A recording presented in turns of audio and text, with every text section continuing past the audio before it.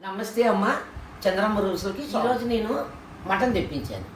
1/2 KG mutton అమ్మ. పచ్చిశనగపప్పు నానబెట్టుకోవాలి 10 నిమిషాల ముందు.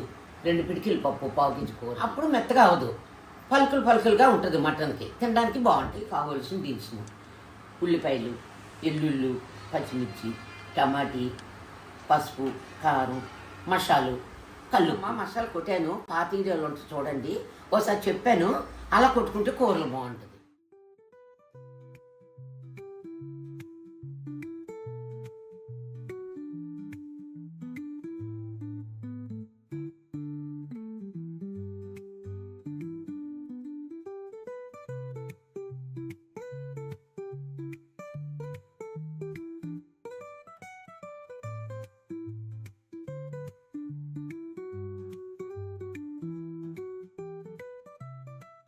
అమ్మ, కూర ఎగిపోయింది.